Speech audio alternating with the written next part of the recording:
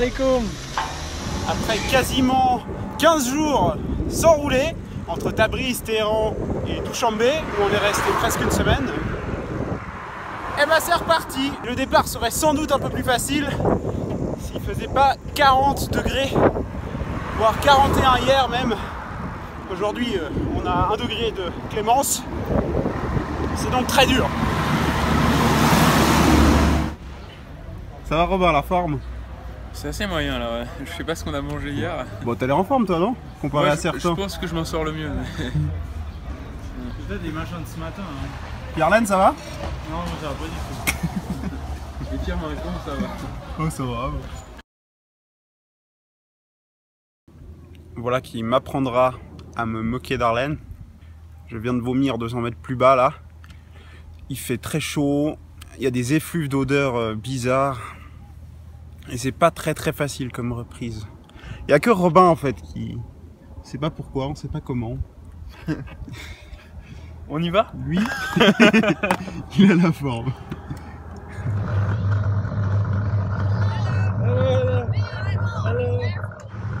Hello. Ça va bien et toi? Comment ça va? Ça va bien. Hop là. Ça va.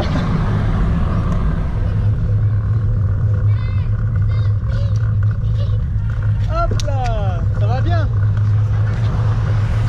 Hello. C'est bien. On vient d'arriver à notre petit campement de fortune, se poser à côté de la route. Et j'en ai profité pour vomir 6 ou 7 fois un peu par là-bas.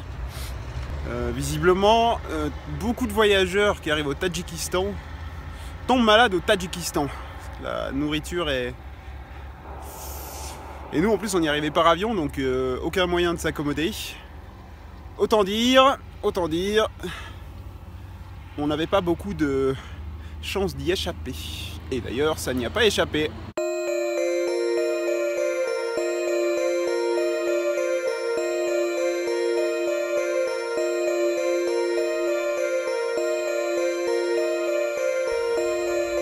Nous voilà donc repartis sur les routes, après une petite semaine passée dans la capitale du Tadjikistan, Douchambé.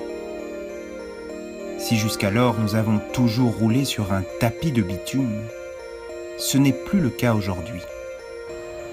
L'asphalte laisse ici place à la caillasse, au sable, aux chutes de pierre et aux gouffres. Oh my god. Wouhouhou. Ça c'est du ravin. Bon, heureusement, Robin ne se vautre jamais au bord d'un gouffre. Nous entrons dans la région du Pamir, un massif montagneux splendide situé entre le Tadjikistan, l'Afghanistan, le Kirghizistan et la Chine. Quelques camions osent s'attaquer aux routes escarpées, souvent dans un nuage de poussière. Le Panj, qui vient déchirer ces chaînes de montagnes interminables, sera notre compagnon de route pour les prochains jours. Mais ne vous y trompez pas. Si le Danube nous a régalé de ses rives plates, ici, il n'est pas question de cela. Et puis, si en Europe, on avait en plus le luxe d'avoir toujours de l'eau potable à portée de gourde, ici... On s'est réveillé ce matin au milieu des montagnes avec, pour la première fois, presque pas d'eau. Donc, on s'est mis à rouler en espérant qu'on trouve le plus vite possible de l'eau. Et voilà, chose faite. Donc là, vous allez me dire, mais comment on fait pour boire de l'eau de la rivière? Comment est-ce qu'on est sûr qu'elle n'est pas infestée, infectée, et qu'on peut la boire sans tomber malade? Eh bien, c'est assez simple. Oh, des vaches! Voilà, bah justement, en général, quand il y a des vaches, c'est qu'elle a une chance d'être pas très bonne. Mais nous, on a un petit outil génial qui s'appelle le Guardian, qui nous permet de filtrer l'eau pour la rendre pure, quoi qu'il en soit. Petite démonstration s'impose. Là, il y a un bassin qui est assez grand, donc là, on peut facilement poser l'embout du filtre dans l'eau et remplir les bouteilles. Le fonctionnement est on ne peut plus simple. L'embout est plongé dans l'eau et encore.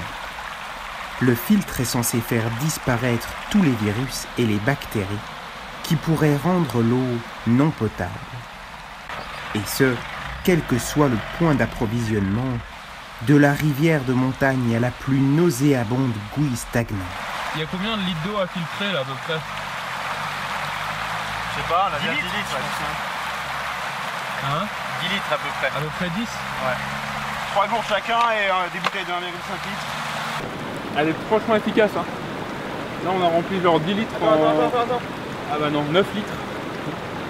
En 9 minutes. Malheureusement, si le Guardian nous permet de boire de l'eau en toute sérénité, il ne peut rien faire contre le goût parfois peu ragoûtant de l'eau puisée.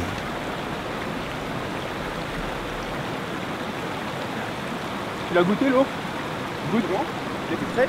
Ouais, elle est... Allez, deg!